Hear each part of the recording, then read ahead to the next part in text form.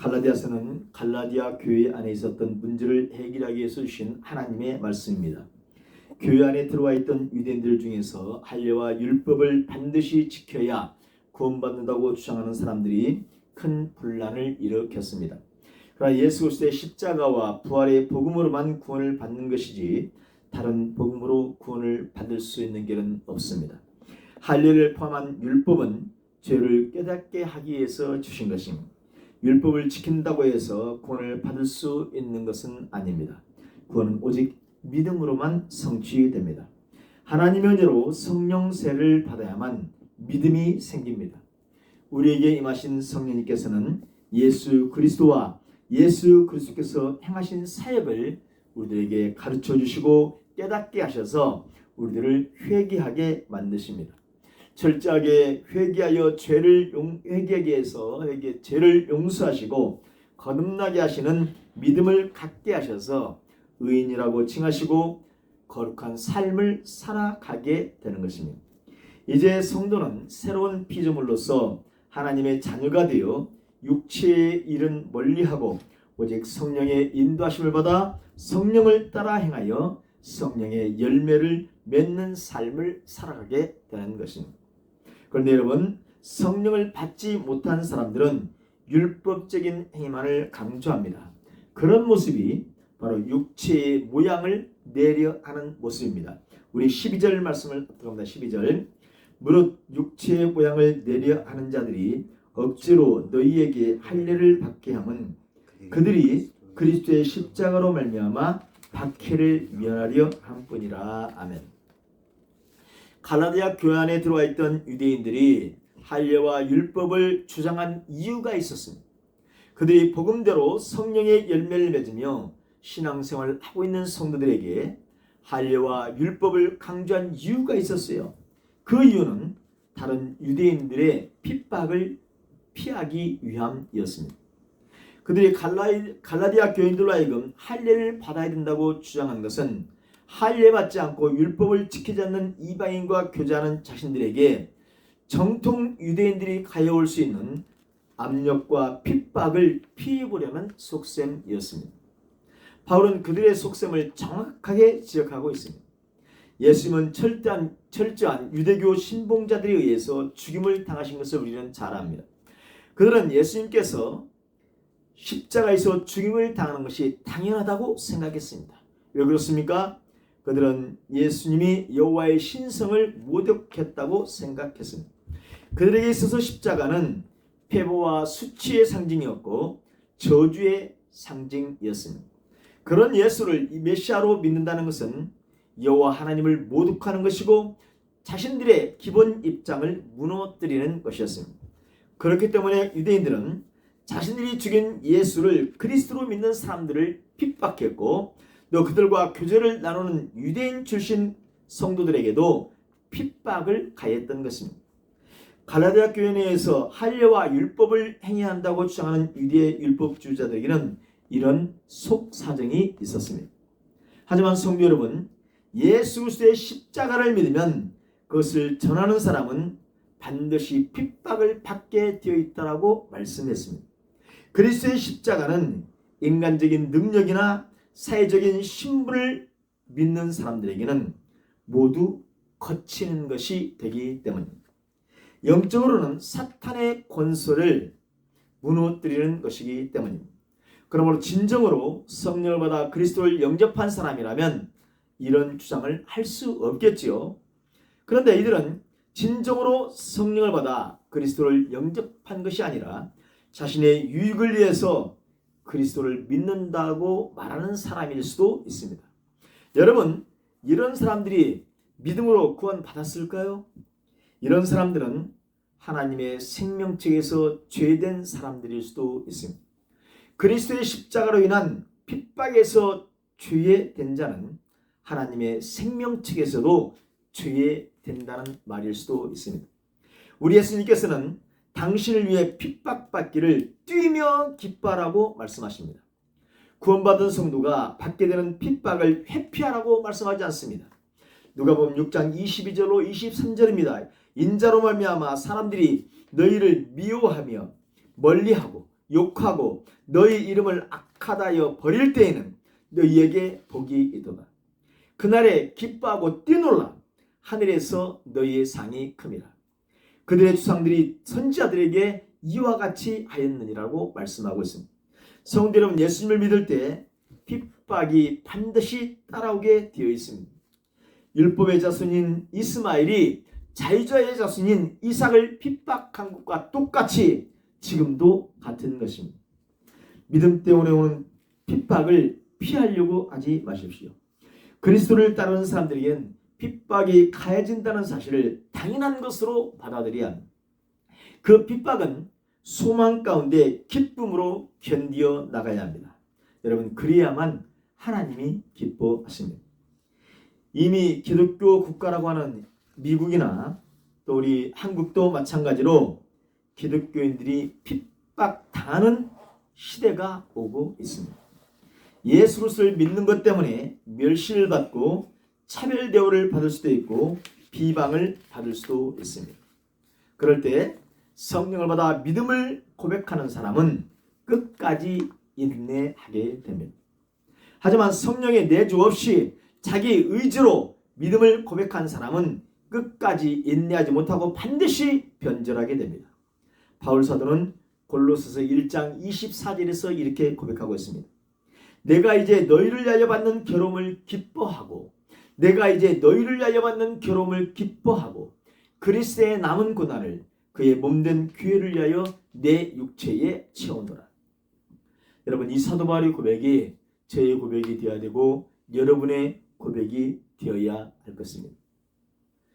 얼굴에 기쁨이 넘치는 모습으로 멸시받고 비방받고 핍박하고 또 그렇게 공격하는 사람들을 대할 때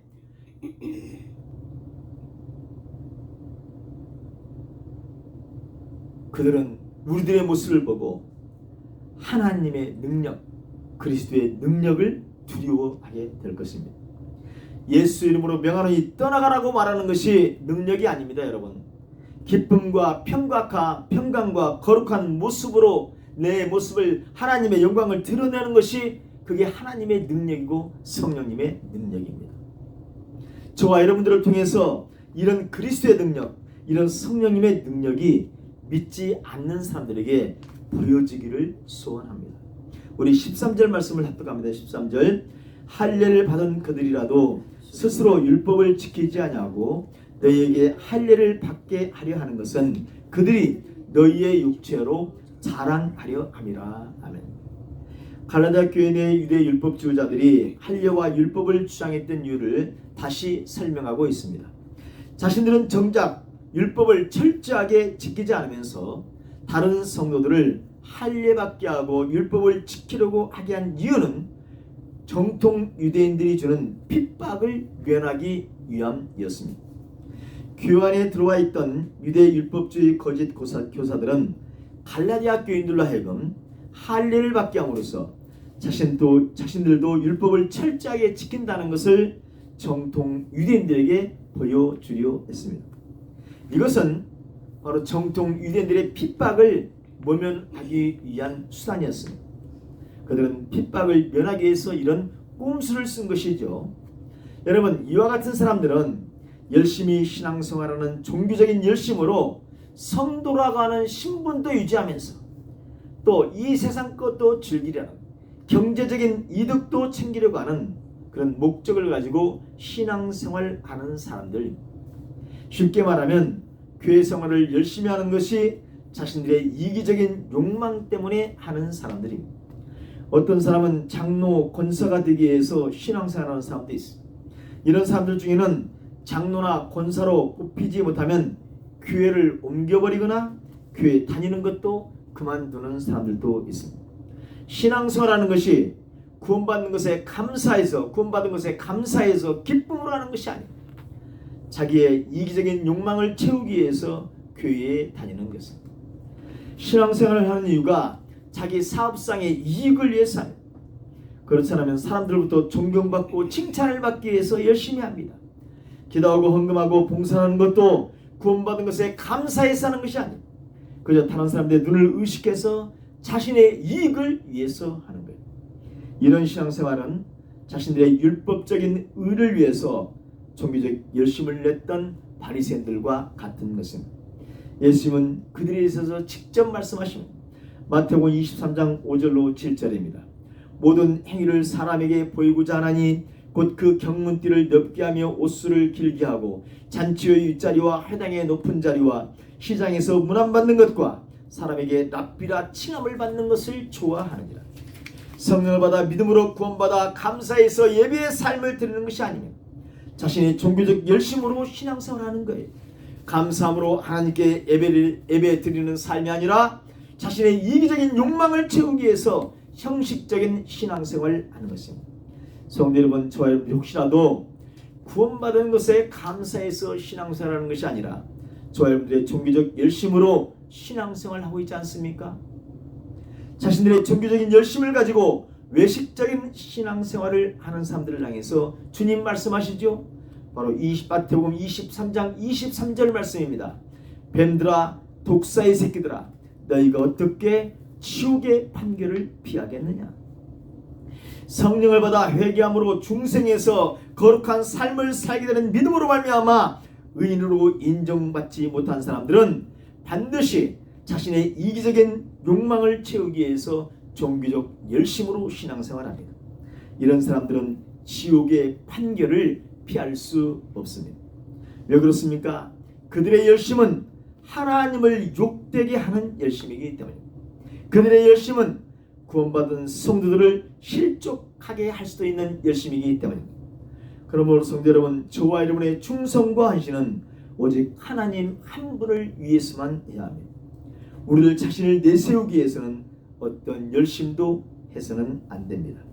이사야서 29장 13절입니다. 주께서 이르시되 이 백성이 입으로는 나를 가까이하며 입술로는 나를 공경하지만 그들의 마음은 내게서 멀리 떠나요. 그들의 카르데아는 내게서 멀리 떠나요. 그들이 나를 경외함은 사람의 계명으로 가르침을 받았을 뿐이라. 이스라엘 백성들은 온전하게 하나님을 섬기지 않았고 그들의 욕심을 채우기 위해서 외식적인 신앙생활을 했습니다.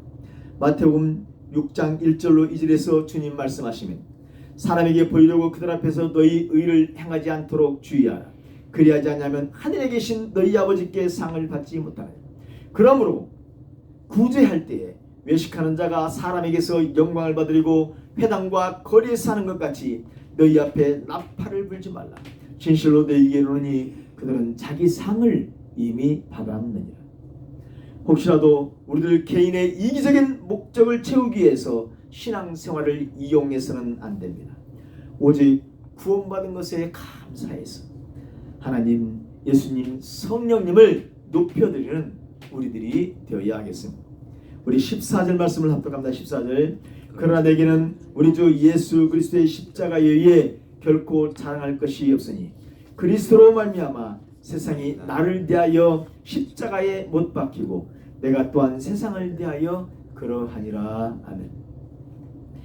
앞에서 갈라디아 교회 내에 들어와 있던 유대 율법주의자들이 유대인들이 지키는 할례와 모세의 율법을 행해야 한다라고 주장한 이유를 말씀드렸습니다. 정통 유대인들은 기독교인이 된 유대인들을 핍박했습니다. 오늘날에도 많은 메시아닉 유대인들이 정통 유대인들로부터 핍박을 당하고 있습니다. 초대교회 때나 지금이나 변한 것이 아무것도 없습니다. 그런데 초대교회 내에 있던 일부 유대인 출신 성도들은 세상의 필요에 의해서 순수 복음을 왜곡하고 있었습니다. 그런 사람들을 향해서 지금 하나님은 바울 사도를 통해서 선포하시고 있는 것입니다. 내게는 우리 주 예수 그리스도의 십자가 외에 결코 자랑할 것이 없으니 그리스도로 말미암아 세상이 나를 대하여 십자가에 못 박히고 내가 또한 세상을 대하여 그러하리라. 유대인 출신 성도들은 자신들이 아브라함의 혈통이라는 것과 모세의 율법을 준수한다는 사실을 자랑했습니다. 이들은 그리스도의 십자가 사역만으로 구원받는 것이 아니라 자신들이 행했던 할례와 율법을 준수한 것을 통해서 구원받는다고 생각했습니다. 하지만 바울은 오직 예수 그리스도의 십자가만을 의지함으로써만 하나님께 나아갈 수 있다고 선언합니다. 바로 오직 믿음으로만 구원받을 수 있음을 선포하고 있는 겁니다. 저와 여러분이 구원받는 것에 있어서 우리가 자랑할 것은 아무것도 없습니다. 오직 예수 그리스도의 십자가만을 의지해야 합니다. 만약 우리들에게 자랑할 거리가 있다고 말하면 그는 그리스도의 십자가를 무의미하게 만드는 사람입니다. 그리스도의 십자가 앞에서 우리는 우리 자신을 자랑해서는 안 됩니다. 우리 자신을 자랑하는 곳에서는 그리스도의 십자가가 무의미해져 버립니다. 자기의 의를 자랑하는 사람은 그리스도의 십자가 사역의 의미를 깨닫지 못한 사람입니다. 고린도전서 1장 23절은 우리는 십자가에 못 박힌 그리스도를 전하니 유대인에게는 거리끼는 것이요 이방인에게는 미련한 것이로다. 자기 자신을 사랑하는 사람에게 십자가는 거리끼는 것이고 미련한 것일 뿐입니다. 하지만 자신의 무가치함을 알고 자신의 무능력을, 자기가 자신이 죄인임을 깨달은 사람에게는 오직 그리스도의 십자가가 하나님의 능력이고 하나님의 지혜입니다. 십자가를 자랑하는 곳에서는 우리 자신은 내세울 것이 아무것도 없습니다. 로마서 5장 8절에 우리가 아직 죄인 되었을 때에 그리스도께서 우리를 위하여 죽으심으로 하나님께서 우리에 대한 자기의 사랑을 확증하셨느니라고 했습니다. 예수 그리스도의 십자가는 우리의 하나님의 사랑의 실체입니다. 교만하고 완악한 나 허영 목사를 구원하시는 하나님의 고귀하신 사랑을 확실하게 보여주는 실체입니다. 로마서 8장 32절은 자기 아들을 아끼지 아니하시고 우리 모든 사람을 위하여 내주시니가 어찌 그 아들과 함께 모든 것을 우리에게 주시지 아니하겠느냐라고 말씀합니다. 그리스도의 십자가는 저와 여러분에게 하나님의 은혜와 복을 계속해서 부어주신다는 하나님의 보증입니다. 그러므로 바울 사도가 그리스도의 십자가만을 자신의 자랑으로 삼는 것은 당연하고 저와 여러분도 이것만이 우리의 자랑이 되어야 합니다. 이 고백이 저와 여러분의 고백이어야 합니다. 바울은 십자가에 달려 죽으신 예수 그리스도께 온전히 복종했습니다. 오직 그분의 능력으로만 살았습니다. 유대인들이 최고의 수치로 생각했던 그 수치스러운 십자가의 도가 바울의 유일한 자랑거리였습니다. 그래서 오직 그 수치스러운 십자가의 도만을 전했고 다른 모든 것은 배설물로 여겼습니다. 빌립보서 3장 7절 9절입니다. 그러나 무엇이든지 내게 유익하던 것을 내가 그리스도를 위하여 다 해로 여길 뿐더러 또한 모든 것을 해로 여기면 내 주 그리스도 예수를 아는 지식이, 내 주 그리스도 예수를 내가 올바로 아는 지식이 가장 고상하기 때문이라. 내가 그를 위하여 이 세상 모든 것을 잃어버리고 배설물로 여기면 그리스도를 얻고 그 안에서 발견되려 함이니 내가 가진 의는 율법에서 난 것이 아니요 오직 그리스도를 믿음으로 말미암은 것이니 곧 믿음으로 하나님께로부터 난 의라. 아멘. 그리스도와 함께 십자가에 못 박혀 죽었다고 고백한 바울 사도는 철저하게 그리스도만을 자랑하는 삶을 살았습니다. 바울이 여러분 이렇게 한 이유가 무엇이었을까요? 하나님이 택하셨던 그들 출애굽시켜서 거룩한 백성으로 만들었던 나라 이스라엘을 가차없이 잘라내버리시는 하나님의 공의를 두려워해서가 아니었을까요? 하나님은 물론 사랑이시고 자비로우신 분입니다. 그런데 여러분 우리 하나님은 의로운 분이시기도 하십니다. 불의에 대해서는 반드시 심판하셔야 하는 분이심을 우리는 기억해야 합니다. 바울처럼 저와 여러분도 오직 그리스도의 십자가만을 의지해야 합니다. 물론 이것은 무엇이 되어야 가는 것입니까? 성령님이 내주하신 분만이 가능합니다. 하나님의 은혜로 말미암아 성령님을 보내주셔서 성령님이 우리에게 임하셔서 자신의 죄가 깨달아져서 철저하게 회개하고 거듭나서 하나님으로부터 죄를 용서함 받고 하나님의 자녀가 되어 거룩한 삶을 살아감으로 칭을 받은 저와 여러분은 이제 철저하게 예수 그리스도의 십자가만을 자랑해야 합니다. 이런 사람이 성령의 열매만 주렁주렁 맺어지게 되는 것입니다. 그리스도의 십자가 이외에 다른 것을 자랑하려고 하는 사람들은 반드시 형식을 좋아하게 되어 있습니다. 외식을 좋아하게 되어 있습니다. 겉으로 드러나는 모양새를 좋아하게 되어 있습니다.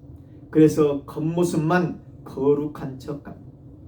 바로 여러분, 이것이 종교화된 유대교와 같이 되는 것입니다. 외식적인 종교가 되어버리는 것입니다. 그러면 여러분, 예수 그리스도의 십자가만을 자랑해야 하는 저와 여러분에게는 무엇이 중요한 것입니까?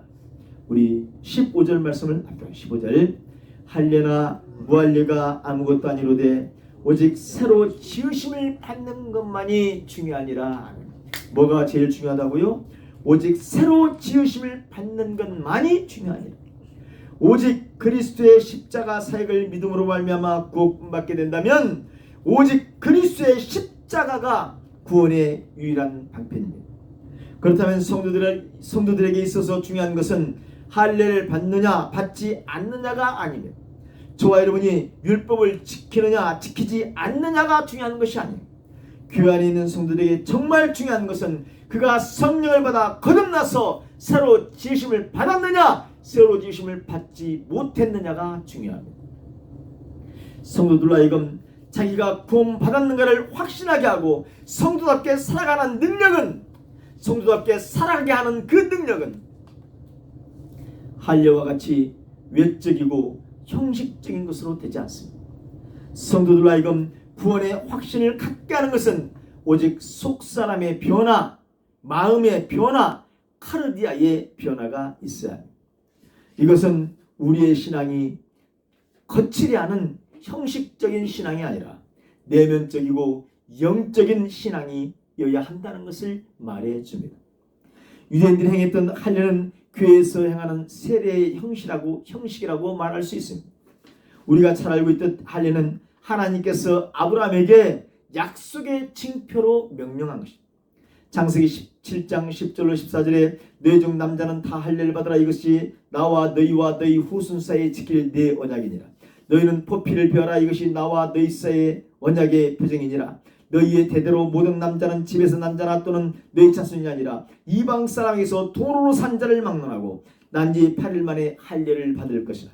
너희 집에서 난 자든지 너희 손으로 산 자든지 할례를 받아야 하리니 이에 내 언약이 너희 살에 있어 영원한 언약이 되려니와 할례를 받지 아니하는 남자 곧 그 포피를 베지 아니한 자는 백성 중에서 끊어지리니 그가 내 언약을 배반하였음이니라.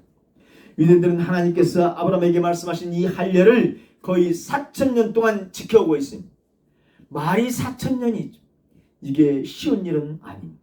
그런데 여러분, 2000년 전에 이 땅에 오셨던 예수님은 이 유대인들을 향해서 사탄의 자식들이라고 말씀하셨습니다. 왜 예수님은 할례를 받고 율법을 행하고 있던 유대인들에게 이렇게 말씀하셨습니까? 그들의 내면에는 하나님을 섬기는 것이 없었습니다. 그들은 마음의 할례를 받지 못한 채 육체에만 할례를 행하고 있었습니다.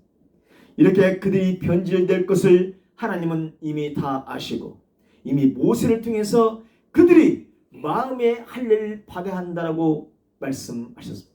신명기 10장 16절입니다. 너희는 마음의 할례를 행하고 다시는 목을 곧게 하지 말라. 신명기 36장 6절은 재반복하십니다. 네 하나님 여호와께서 너의 마음과 네 자손의 마음의 할례를 베푸사 너로 마음을 다하며 뜻을 다하여 네 하나님 여호와를 사랑하사 너로 생명을 얻게 하실 것이라고 말씀하시고 있습니다. 우리 하나님은 영으로 존재하십니다. 영이십니다. 그래서 우리는 우리의 영으로만 주님을 만날 수 있습니다. 거룩하신 하나님의 영이신 성령님은 택한 성도의 카르디아 하트 마음에 와 계십니다. 영이신 하나님이신 성령님을 이제 우리가 우리의 영으로 모시지 않으면, 다른 말로 마음으로 하트에서 모시지 않고 섬기지 않으면 하나님은 기뻐하시지 않으십니다. 유대인들에게 필요한 것은 마음의 할례였습니다. 그들이 육체의 할례를 행하고 율법을 지키는 것은 하나님만을 기쁘시게 해드리기 위해서 행해야 했습니다.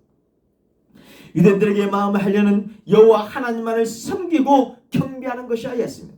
이렇게 마음의 할례가 이루어진 사람은 기쁨으로 율법을 지키는 삶을 살아가게 되어 있습니다. 그러니 육체의 할 일을 행하고 율법을 지키는 것이 자랑이 될 수 없었습니다. 그것은 그들에게 당연한 삶이어야 했습니다.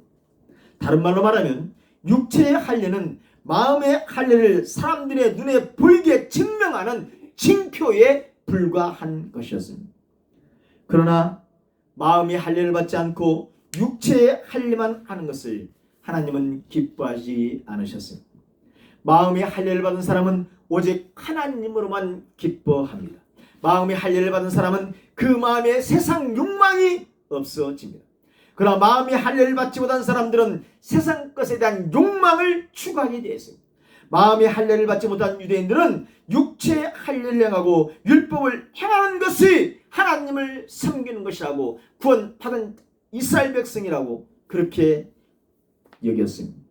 여러분, 오늘날도 마찬가지입니다. 마음의 할례를 받지 못한 채 교회 생활하는 사람들은 사탄이 주는 것들인 욕심과 탐욕과 세상적인 것들을 추구하게 되어 있습니다. 이들도 겉으로는 성도인 것처럼 교회 생활할 수 있습니다.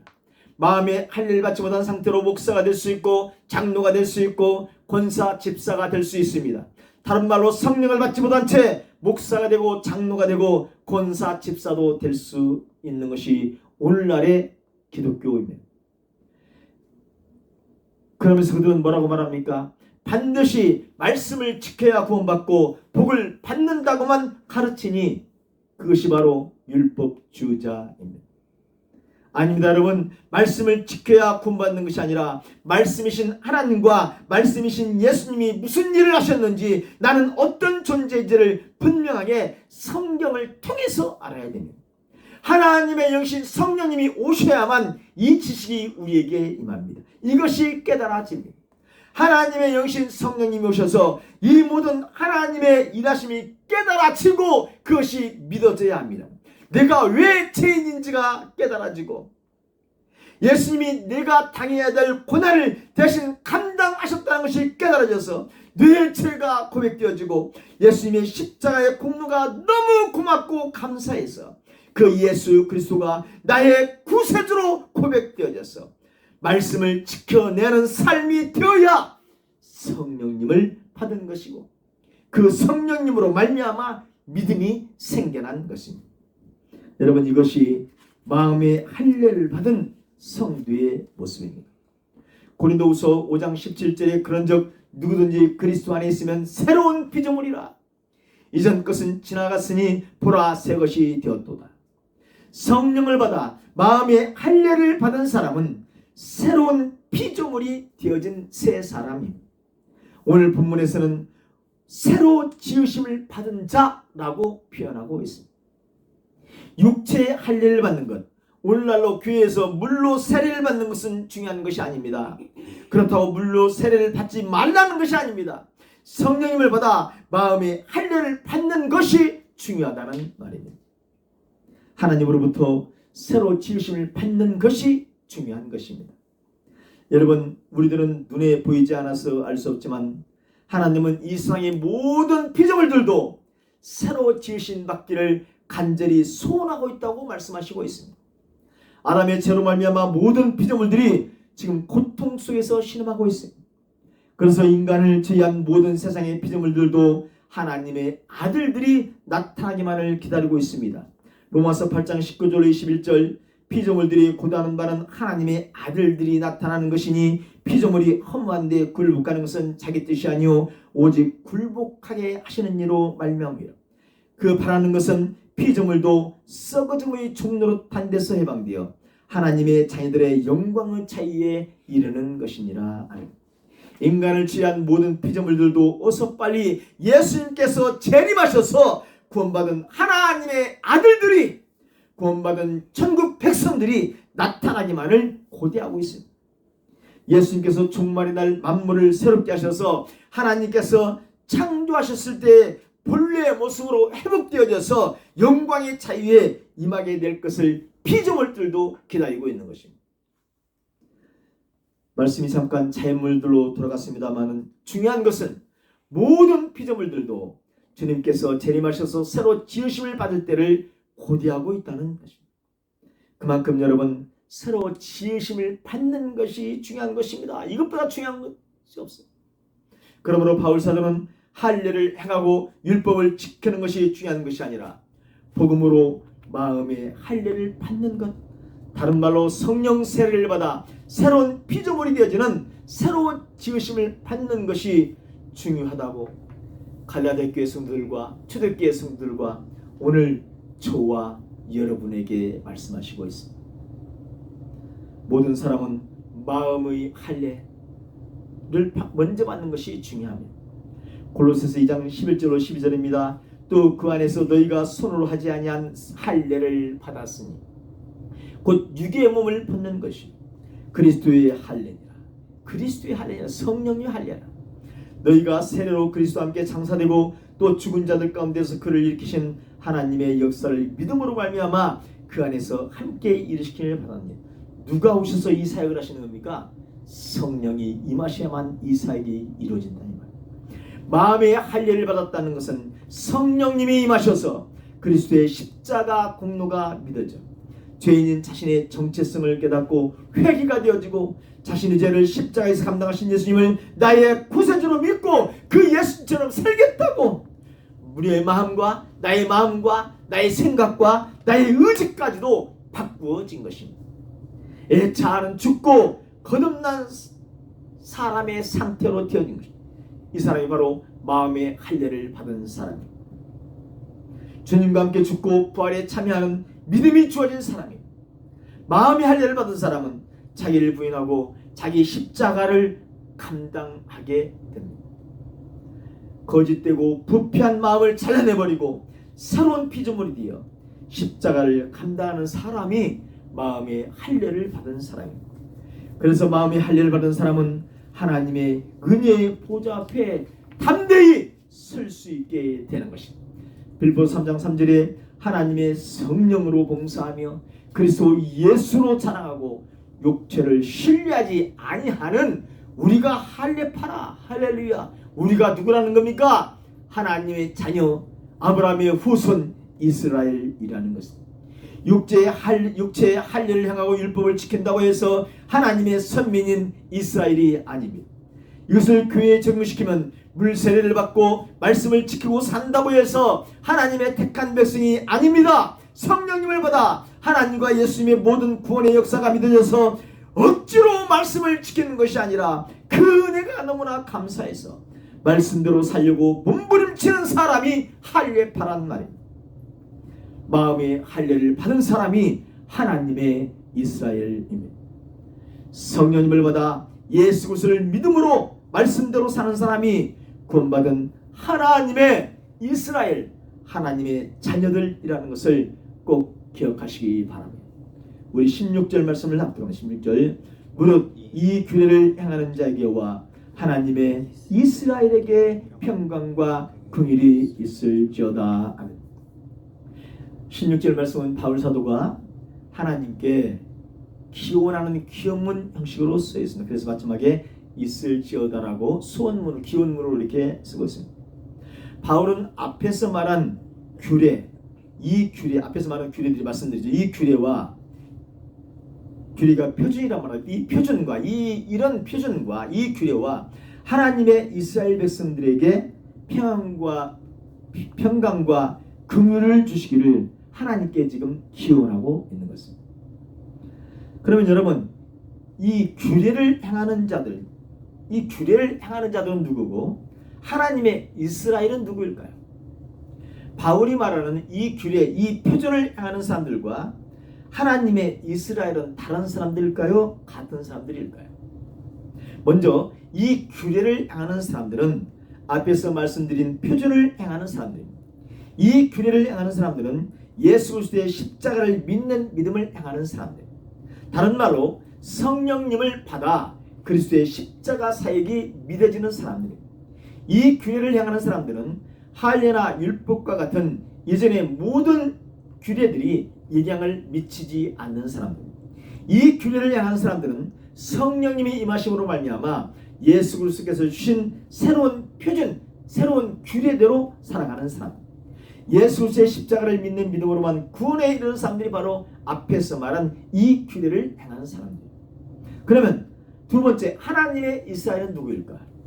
바울은 로마서 2장 28절과 29절에서 무릇 표면적 유대인이 유대인이 아니요 표면적 육신의 할례가 할례가 아니니라. 오직 이면적 유대인이 유대인이며 할례는 마음이 할지니 영에 있고 율법 주문에 있지 아니한 것이라. 그 칭찬이 사람에게서가 아니요 다만 하나님에게서라고 말씀했습니다. 이 말씀에서 유대인이란 말을 이스라엘이란 말로 바꾸면 육신의 할례를 받은 사람이 하나님의 이스라엘이 아니요 마음의 할례를 받은 사람이 하나님의 이스라엘이라고 말할 수 있습니다. 마음의 할례는 성령 하나님이 임하셔야만 하실 수 있습니다. 그렇다면 이 규례를 행하는 사람이나 하나님의 이스라엘이라고 불려진 사람들은 모두 다 성령 세례를 받아서 성령님의 내주를 통해서 예수 그리스도의 십자가 사역이 믿어진 사람입니다. 바울 사도는 하나님의 영이신 성령님의 내주를 받아 거듭나서 회개하고 칭의받아 하나님의 자녀가 되어 거룩한 생활을 하고 있는 하나님의 자녀들에게 하나님의 평강과 긍휼이 있기를 지금 기원하고 있는 것입니다. 저와 여러분은 그리스도의 믿음으로 말미암아 구원받은 규례를 행하는 사람들이어야 되고 하나님의 소유의 백성인 하나님의 이스라엘이어야 합니다. 하나님의 이스라엘은 하나님의 이 규례를 행하는 사람들이 되어지는 것이죠. 하나님의 은혜로 성령 하나님을 받아 성령님의 인도를 받고 성령님을 따라 행하는 성도들이어야 합니다. 그런 저와 여러분에게는 반드시 하나님이 주시는 평강과 긍휼이 함께 하시는 것입니다. 하나님의 이스라엘인 저와 여러분은 죄 지을 수밖에 없는 육체의 연약함 때문에 순간적으로 죄를 지을 수도 있습니다. 그러나 사탄에게 그렇게 패해서 죄를 졌을 때 우리가 죄를 고백하고 용서를 구하면 우리 하나님은 자비로우신 하나님이시기 때문에 너그럽게 용서해 주십니다. 하나님의 긍휼, 하나님의 자비하심, 하나님의 너그러우심과 관대하심이 함께하고 있기 때문입니다. 그러므로 그리스도를 구세주로 믿고 있고 하나님의 소유된 백성이 되었다고 믿어지는 사람은 자기의 과거의 죄에 대해서 죄책감을 가지고 두려워할 필요가 없습니다. 제가 알고 있는 한 사모님은 정신적으로 힘이 들면 찾아와서 말하곤 했습니다. 목사님, 정말 제가 구원 받았을까요? 하나님이 저를 용서해 주셨을까요? 용서해 주실까요? 여러분 중에서 혹시 이렇게 생각하는 사람이 있으십니까? 당신이 하나님께 죄를 고백하고 용서를 구했다면 하나님은 이미 용서하셨습니다. 이제 과거에 잘못한 죄 때문에 자책하지 않아도 됩니다. 하나님의 긍휼, 하나님의 자비가 당신에게 저에게 있음을 믿으시길 바랍니다. 왜 그렇습니까? 우리는 성령님을 받은 사람들, 성령님의 사람들, 그리스도의 사람이기 때문입니다. 창세전에 선택감을 받는 하나님의 자녀들이기 때문입니다. 하지만 여러분, 아직 새로 지으심을 받지 못한 사람들은 먼저 성령님을 받으셔야 합니다. 할례나 무할례가 중요한 것이 아닙니다. 말씀대로 살지 않아도 전혀 죄책감이 들지 않는 사람들은 먼저 성령님의 임재를 받아야 합니다. 신앙생활을 엉망으로 해도 전혀 죄책감이 들지 않는 사람들은 먼저 새로 지으심을 받으셔야 합니다. 전혀 삶의 평안이 느껴지지 않는 사람은 먼저 새로 지으심을 받으셔야 합니다. 염려, 근심, 걱정이 하루도 떠나지 않는 사람은 먼저 성령님의 임재를 구하셔야 합니다. 오늘 여러분, 지금 이 시간이 우리의 마지막 기회일 수도 있습니다. 언제 우리에게 육체의 죽음이 엄습해 올지 모릅니다. 여러분, 육체가 죽은 뒤에는 기회가 주어지지 않습니다. 육체가 살아있을 때 새로 지으심을 받는 것이 가장 중요합니다. 저와 여러분이 알고 있는 사람들에게 새로 지으심을 받는 은혜가 임하기 위해서 간구하시는 저와 여러분이 되시길 예수님의 이름으로 부탁드립니다. 기도하겠습니다. 하나님, 저희들에게 성령을 주셔서 새로 지으심을 받게 해주심을 감사합니다. 아버지, 이제 저희들은 오직 하나님 주시는 평강과 긍휼의 삶을 살게 하여 주시옵소서. 하나님, 아직 새로 지으심을 받지 못한 사람들이 있다면 하나님의 은혜를 허락해 주옵소서. 성령님의 인도로 말미암아 회개하게 하시고 감사하게 하시고 하나님의 자녀가 되어 평강의 삶을 살게 하시고 주님의 긍휼을 힘입어 살게 하여 주옵소서. 예수 그리스도의 이름으로 기도하옵나이다. 아멘.